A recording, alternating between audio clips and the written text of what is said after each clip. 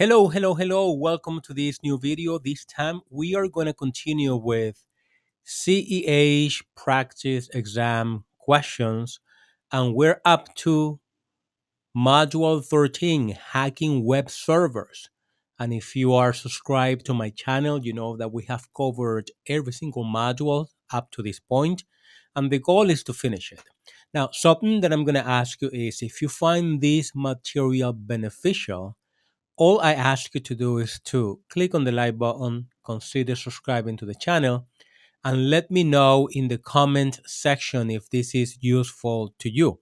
Be it that you are one of my private students and you know who you are, you know, the small classes and the one on ones that I teach, or if you're out on the web and you're finding this beneficial for your studies, also let me know. That way I'll keep creating content that is useful. So let's talk about hacking web servers. And this is a very, very interesting topic because most of the attacks are going to happen through and the web interface, being a website, a web application, or the web server itself. And this is something that you have to keep in mind is that let me just do a quick drawing right here. A web server is a combination of hardware, software that stores, processes, and delivers web content, right? So you're gonna have a server, or I'm gonna oversimplify this. I'm gonna just use one. I'm gonna draw a physical server, but it could be virtual, whatever. And on this server, which is a server, as you can imagine, something physical, you're going to be loading, as you know, an operating system. And then on top of the operating system, you're going to be loading some type of web content management software. And that web content management software is the one that's going to be hosting whatever you're going to be hosting on that server, be it a website, www. My tablet is not running correctly today, or you're going to be hosting a web application in the backend that users are going to log in to do whatever they do to log in with the username and password, so on and so forth. And all that is going to be hosted on the web server. Now, I'm saying this because this is an area of security that is usually overlooked. And the reason, one of the many reasons, there are many reasons for that. One of the reasons for that is because usually the people working and creating the content on this infrastructure are not the tech ops team or the security team. They are a web developers team. Now, when it comes to web development, there is a set of security tools, best practices, and standards that need to be followed to create secure web applications. Now, let's say that they secure the web application, you know, let's say that they did a great job and they secure the web application, but then the infrastructure needs to also secure the server.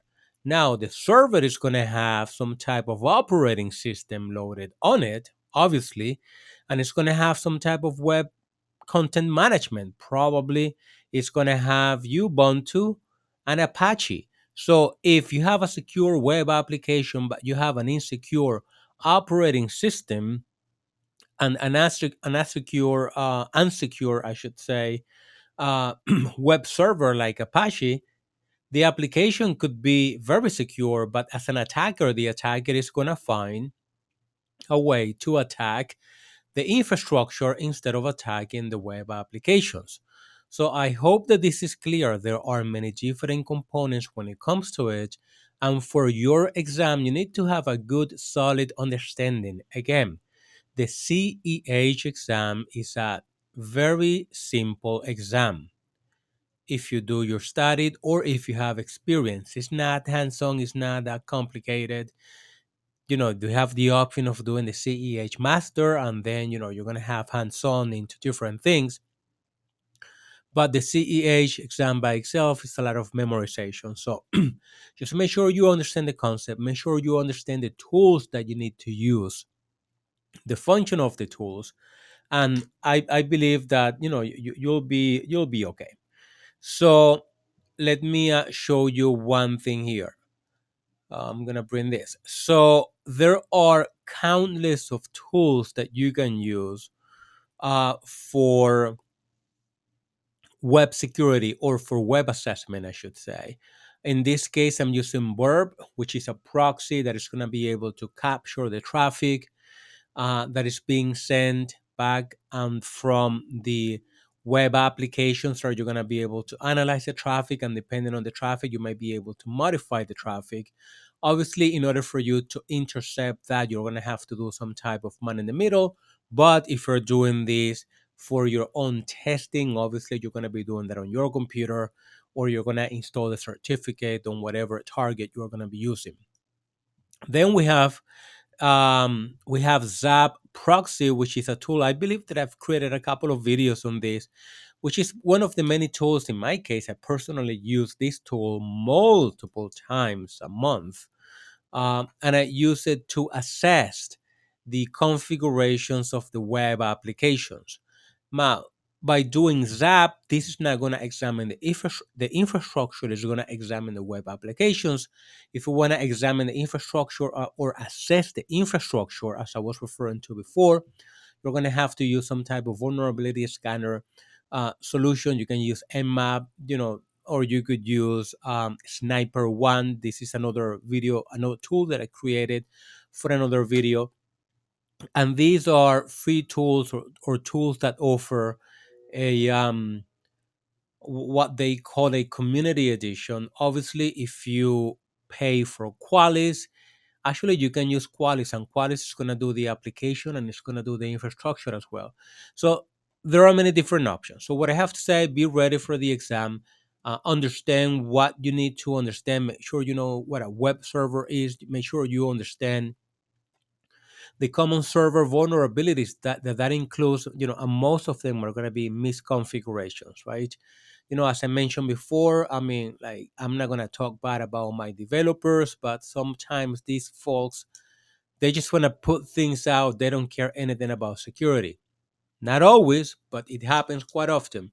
So, a lot of mistakes are going to be misconfigurations and things of that nature.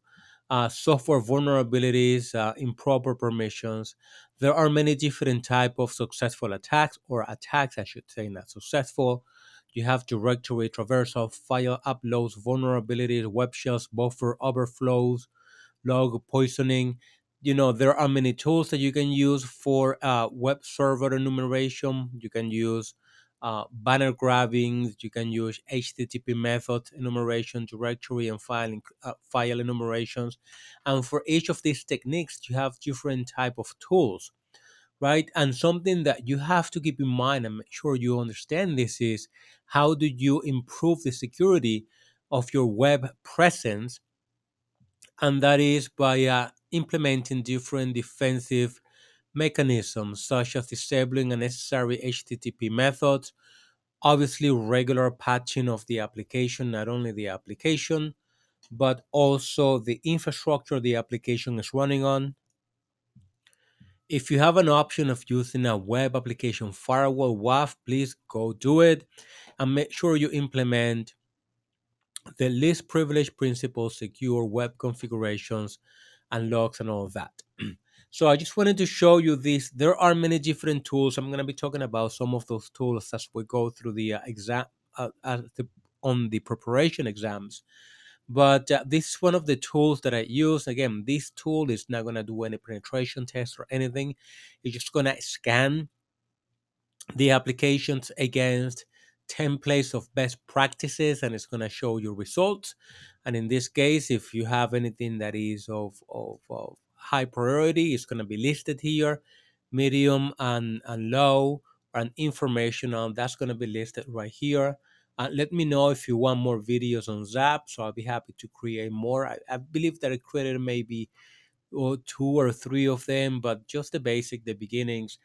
This is very profound topic, so I mean, we could spend a whole, maybe not a semester, but hours and hours and hours just going through Zap and how to get the best of it. And then you have to be familiar with Burp. suite, how to intercept traffic and how to see the traffic. I believe that I also have some videos on this, and these are the different HTTP methods that I was talking about, like when the application interacts, in this case with the proxy, you're going to see the gets, depending on what we're doing, you're going to see post, so on and so forth.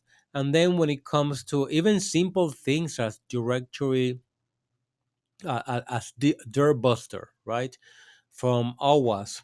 You have to know how to use it. I've created a couple of videos on this, and what this is gonna do is just gonna you're gonna use this to brute force access or to scan. Not brute force. You use Hydra to brute force.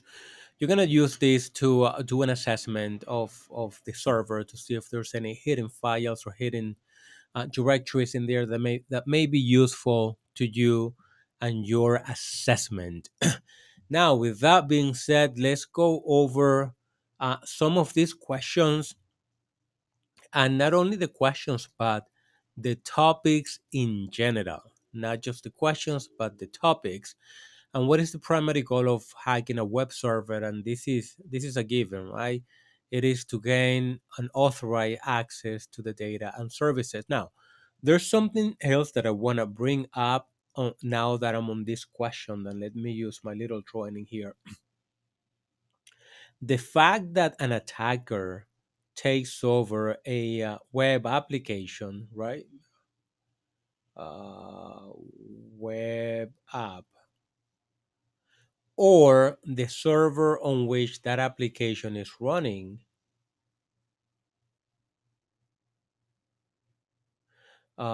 this is the server, I should say, does not mean that everything is compromised or that the information, let me put it this way, does not mean that if somebody, if an attacker hacks a website of a company or a web server of a company, and that web server or that site is just informational, like let's say that the web content on this site is just informational. This is who we are, this is what we do, this is what we're better than other people, this is our experience, so on and so forth. Give us a call. Hey, besides the embarrassment that that company is gonna go through, maybe the attacker is gonna deface the page, right? But I mean, that's a simple fix for most of the time, just like getting there to the management console and restore from backup. Hopefully they have a backup. Or if they compromise the web server, maybe the web server is nothing. Well, what I'm trying to say is that I'm not going to say most time. Yes, actually, I'm going to say most time. Depending on the configuration, most time these web servers and web applications are not going to be part of the company's infrastructure. Probably they're going to be using a hosted company somewhere like GoDaddy or any of these other companies to host their site. And if the site or if the server is compromised, I mean, it's not their infrastructure. So don't think that if somebody gains access to a server, they're going to have access to private information, because that may not be the case, especially with publicly available or publicly facing entities like this. Now, if you are a larger corporation and you host everything on prem, that is a different story, and I'm sure that you're going to have the proper tools and to handle all that. So, which HTTP method is often abused in a web server attack? And in that case, we have the post head trace and options, and in this case, it's going to be the trace. We have number three, what is a directory traversal? And that is a good question. I'm sure you understand the concept, even if you don't know exactly how it works. But a directory traversal is a technique to access files outside the web root.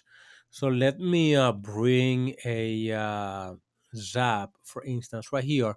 I'm running the scan on this. This is one of my many websites that I have, right? So I have like a 20 million backups of this thing, and I sometimes edit the security settings depending on what I'm doing. So the point is, that when we access somebody accesses a site, they're going to be accessing the main page is usually index h.html or php that is going to be at the root directory of that website, as you could see right here. So a directory traversal, remember that this is like this application is going to be hosted on a server. So a directory traversal is when the attacker finds a vulnerability that is can be exploited to bypass this limitation that every time that the attacker goes to the main site, it's gonna be landing at the root level, but the attacker could, by the use of different type of techniques, go through different directories, not only on the web app, but on the server. And in order for that to happen, the server and the application need to be vulnerable to that, of course. So it is a very cool technique. You only have to type in a whole bunch of the syntax to get to it and hope for the best, but you're not going to waste your time doing that unless that server is vulnerable to it. Uh, which tool is commonly used to fingerprint a web server? And in that case, we can use Nmap, right? Because Wireshark is going to be just to analyze the traffic, Hydra is to brute force, and Nessus, you do a vulnerability assessment. Actually, it could be, you know, I would say 70% Nmap, and then I would do Nessus because with Nessus, you could also do some type of fingerprinting depending on how you're using that, if you're using the web aspect of Nessus. But to be safe, just go with Nmap. I'm not going to go through each questions. You know how to get them. Seven, what is a common misconfiguration that leads to web server compromise? And that is directory listing enabled. That's what I was talking about before. Let me go to question 9. What command line tool can enumerate HTTP methods supported by a web server? And in that case, you would use curl for this. If I go to question, let me see, 12, which protocol is most commonly targeted in a web server attack? This is an interesting question because you could say that is could be either FTP, which is unsecure, or HTTP, which is also unsecure, right? So, but since they're talking about web servers, they're not talking about an FTP server. You have to go with HTTP. Let me go to well, you have to know your basic, right? What is the default port for HTTP? That's 80, and you have to know this thing. These are the basic stuff. 15. What type of attack aims to deface a website and site defacement attacks? And there are many different ways to do that, right? And that is defacement when they change the content of the site to whatever the attacker want, and that's usually for embarrassment. But if the company has good security principles and best practices, as embarrassing as that may be, it's a quick, fix. 17. What configuration should be avoided on production web servers? Out of all this, actually, the only one that makes sense is default credentials. That's right. This is a security principle. Make sure you don't use default credentials. And let me go to 19 and 20. Which web server software is most commonly used on Linux? And that is Apache. IIS is on Windows. And then 20 is what is the primary risk to verbose error messages on a web server? And that's going to be leaking sensitive information.